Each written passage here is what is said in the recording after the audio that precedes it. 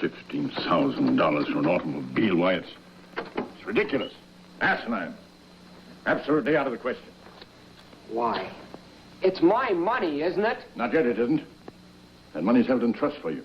You haven't shown the slightest indication of ever being able to manage it. $15,000 for an automobile to road race in Europe. Oh, it's not only that. I need some cash for other things. What other things? Oh, you wouldn't understand. You never have. And I won't. Not so long as you continue to behave like an empty-headed idiot without a grain of common sense. All right, Grandfather. I'm through asking.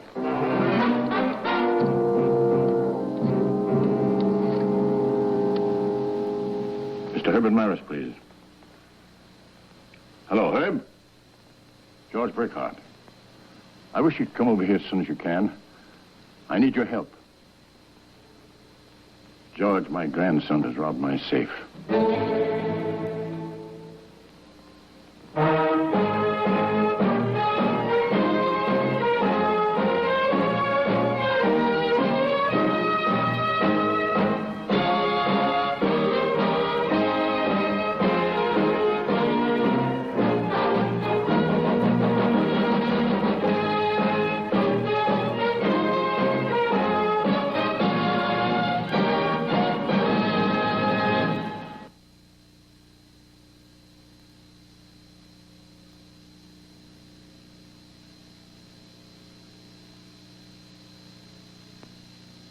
George Burkhart was an old friend and a valued client. I knew his grandson, George, had been a serious problem since the death of the boy's mother, but it was difficult to believe he'd rob his own grandfather. I'm out here, Herb.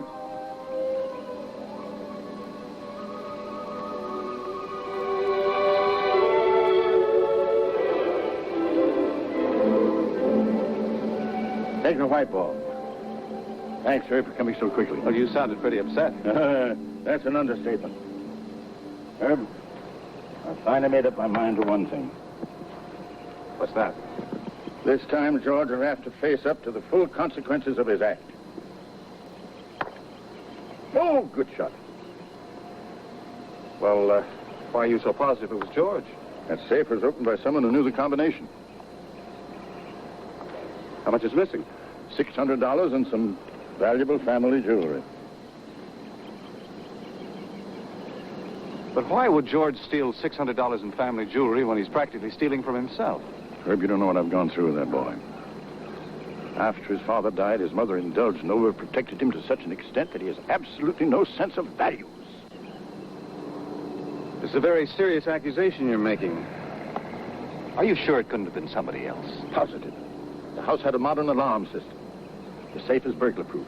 No one has access to that house but my old gardener, Pete, who's been with me over 30 years. Well, just what do you want me to do? I think this is the time and the chance for me to jolt him into serious thinking. I want you to tell him unless that money and jewelry are returned immediately, he'll be arrested and prosecuted like a common thief.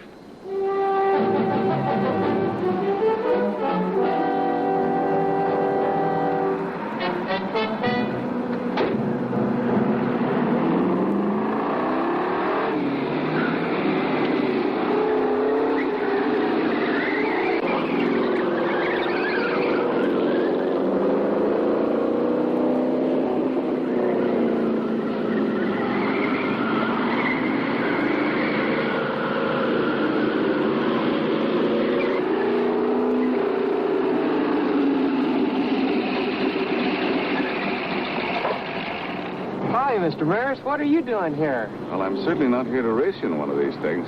Why not? It's a lot of fun. This one will turn over 100 when she's hot. I'll take your word for it.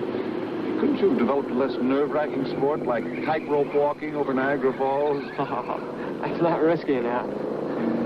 I bet the upkeep of one of these things can cost you a lot of money, can't it? Yeah, it keeps me scratching, but it's worth it. How much you got in this? Oh, I haven't the nerve to tell you. But I'm going to get me a real job as soon as I can pry some of my money out of the old man. He's tough, huh? Sure wish Mother were still here. I wouldn't have to ask her twice.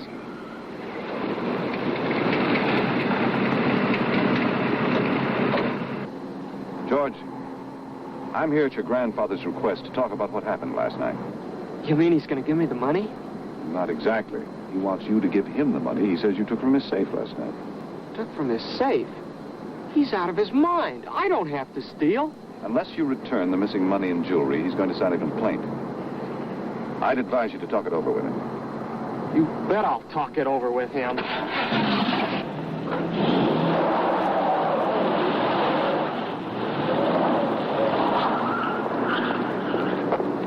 That's the third time he's done that to me. Why don't you guys leave him alone? I'm sorry.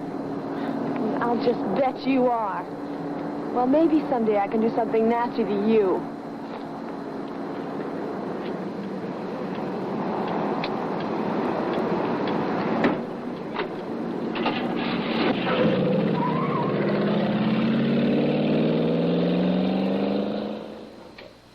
Now, my boy, you'll have to learn that there are certain rules of conduct, decent behavior, not even you can break.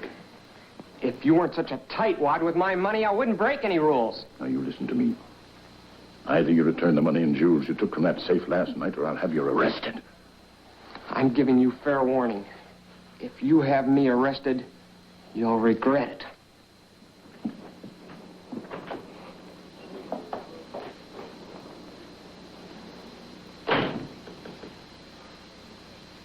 You certainly didn't waste any time getting here. That thing he calls a car can do 100 miles an hour. That's the speed at which he usually travels. I know how you feel. I just don't want you to do anything hasty you might regret later. Too late for regrets. That boy has to be saved from himself, and this is the only way we can do it. I'm looking at it right now. Oh, Lord. John? Listen, I'll get back to you later. I understand you picked up the Burkhart boy this morning. That's right, and booked him. John, I'm upset about this. They were both pretty emotional yesterday. I'd hate to think that boy was jailed just because his grandfather flew off the handle. And put your mind at ease, Herm. That kid just paid a long overdue parts and labor bill on that souped-up car of his yesterday. It amounted to a little over $500. Did he say where he got the money? Oh, several times. And two stories alike. We checked them out. He was lying. I can't understand it. That boy is due to inherit a large sum of money shortly. Why would he hurt himself and his future by pulling a stunt like this? Are you asking me to analyze the criminal mind? But this boy isn't a criminal, John. I can't stand by and see the last two Burkharts estranged just because of their lack of understanding and stubbornness. I've got to see that boy. Okay? Okay. Thanks.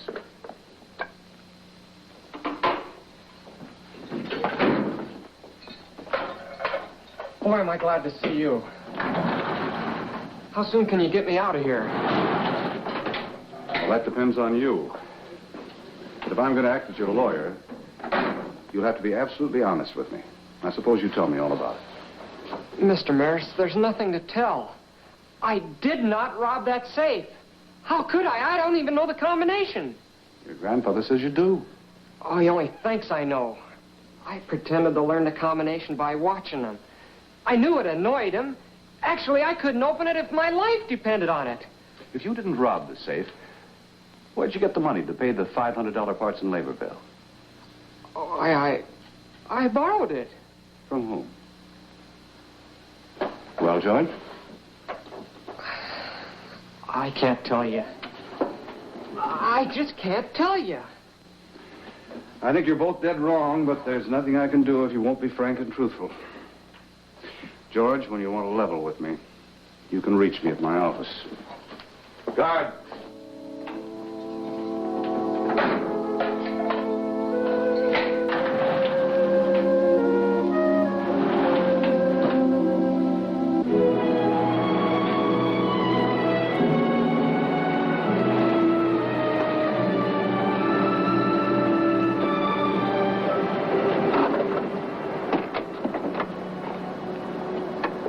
Mr. Maris, could I speak to you for a moment, please? Well, I'm sorry, miss, but It's about George Burkhart.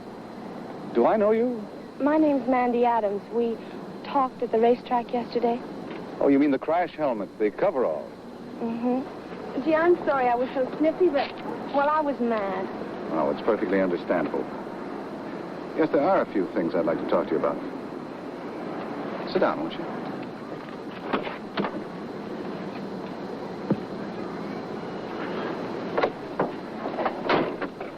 what about George? Well, I wanted to arrange bail for him, but I don't know how to go about it. There's another more important way you can help. What is it? George paid a $500 parts bill yesterday. Do you know where he got the money? No, not the slightest. Do you know any of his close friends and socials? Well, George doesn't have many close friends that I know of. Just the people that hang around the track. Tell me about them. Well, there's Eddie Ward. He is the neatest driver. And Rush Moore, he's a really great mechanic. And, let's see, there's Walt King. Yeah, he arranges races. Just people like that. Why would George have such a large bill to pay on his car? You see, he insisted on the new machine parts instead of those that Webb Mac sells. Webb Mac, who's he? Oh, just a man who sells parts at a big discount. At a discount? Where does he get them? Who asked? Parts are a big item in race cars. But they could be stolen. I didn't say that. But you did suggest that Mac supplies parts much cheaper than they could be purchased elsewhere. I suppose so. Then if they were stolen, and someone knew about it, Mac might make a loan of $500 to someone to keep the information from reaching the police. You mean to George? Where could we find Mac? He has a store down on Harvard Street. Let's have a little talk. Would you mind? No, not at all.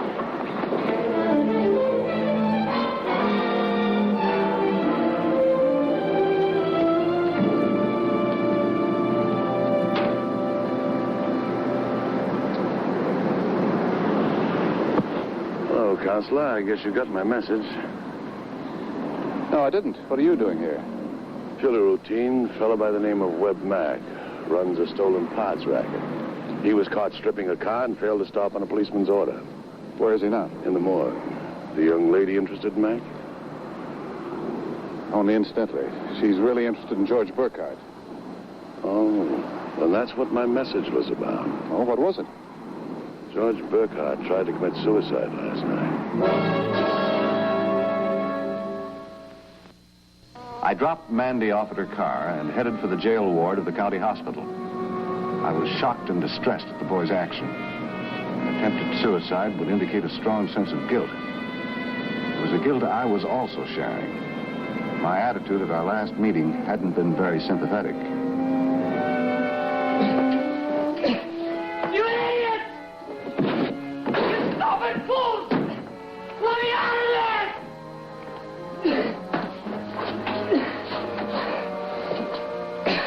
Finally, I've been yelling for an hour. And it didn't do you a bit of good. This room is soundproof. Nobody can hear you. Why'd you do it, George? You too? Why can't I get anybody to listen to me? I did not try to kill myself. I'm a sleepwalker. It's the truth, Mr. Maris. I've been doing it ever since I was a kid. What happened last night? Oh, like a fool, I decided to sleep in the upper bunk. It was cleaner. I must have started to sleepwalk and fell headfirst on a cement floor. It knocked me out cold. The next thing I knew, they were putting tranquilizer shots in me and putting this on. Well, that's a great relief. My father had the same problem. My mother used to tie his big toe to the bed, but even that didn't work. He'd just untie it and walk right off. George, you've just given me an idea.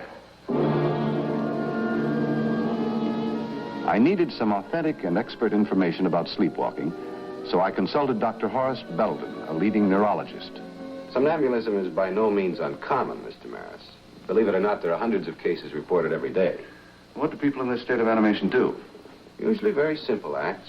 Walk around a familiar house, do the little things they're accustomed to doing when in a waking state. Is it possible to determine exactly what a person did at a certain time when in this state?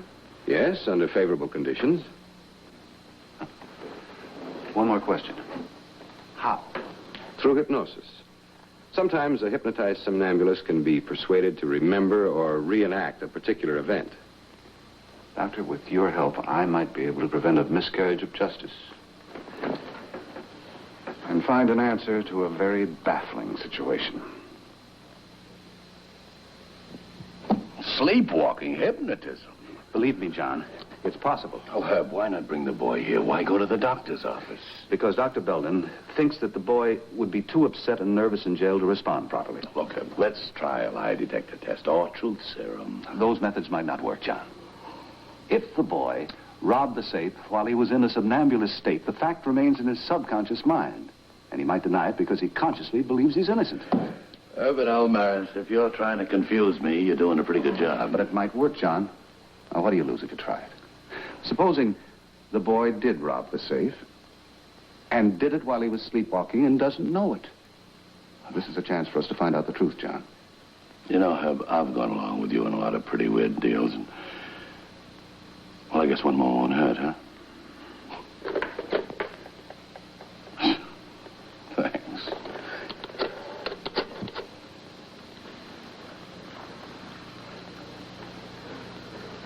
He's under.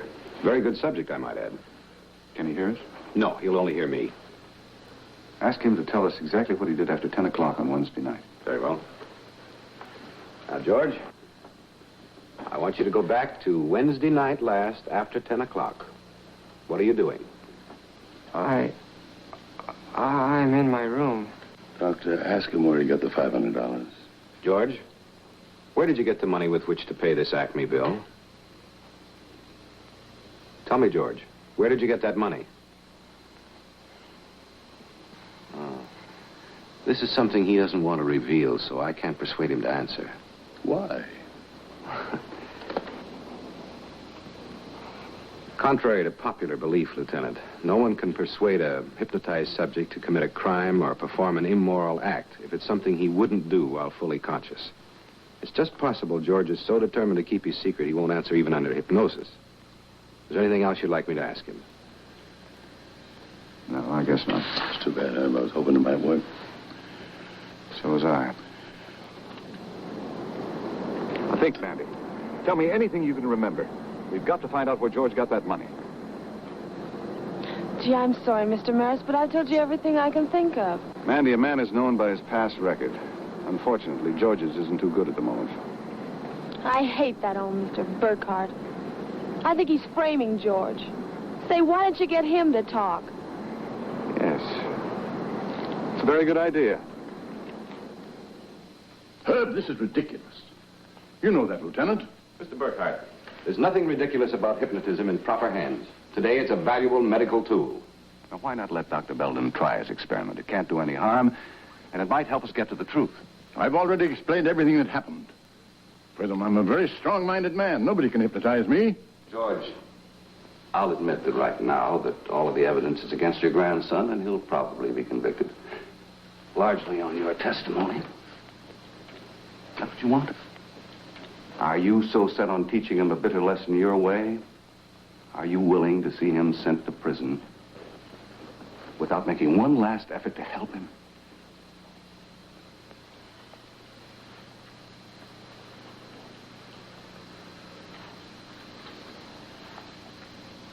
Well, what is it you want me to do? Just sit down, please. Gentlemen. Now then, Mr. Burkhart, if you'll just relax, please. Relax, I assure you. You're wasting your time. Well, shall we give it a try? You know, Herb, as far as I'm concerned, this probably won't work. Remember what happened yesterday? Bear with us, John. It'll just take a few minutes. Suppose the old man is right and the doctor can't hypnotize him. Remember, he said he was strong-willed. I wonder what kind of a subject you'd make. Very weak-willed. All right, gentlemen. Oh, you mean he's under already? Completely. This frequently happens with very strong-minded people. If you're ready, I'll take him back to Wednesday. Now, Mr. Burkhart, I want you to go back to last Wednesday night. You understand? Yes. It's after midnight, and you're in your room asleep. Are you sleeping well? No. Restless and disturbed. What do you do?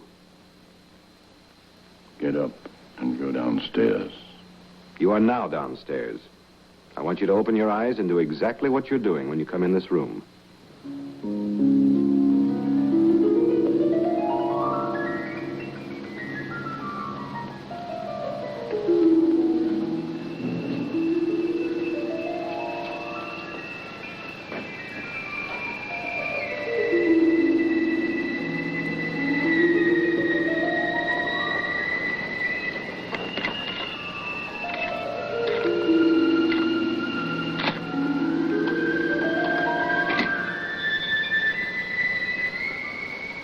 The safe is empty. He's pantomiming his actions of Wednesday.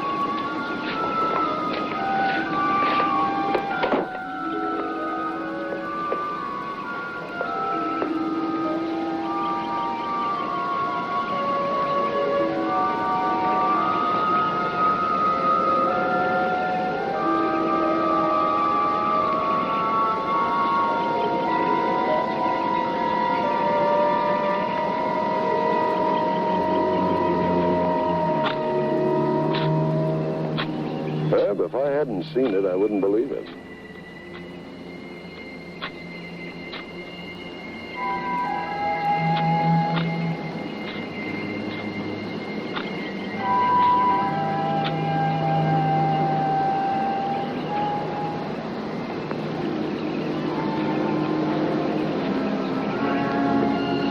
Let's look for fresh turned earth.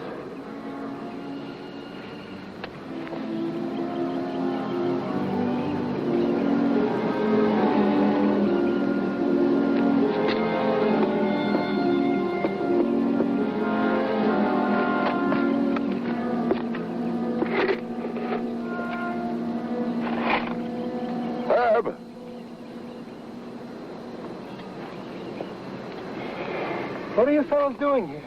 Digging for buried treasure. It looks like you found some, too. That the stuff from the safe? That's it. Good. Now, regardless, I'm going to tell the old man I loaned George that 500. What? You did? Why didn't you tell him before? Promised the boy I wouldn't. He didn't want to get me fired. But I don't care now. The kid's been through enough. They've both been through enough. You come with us. I promise you won't get fired.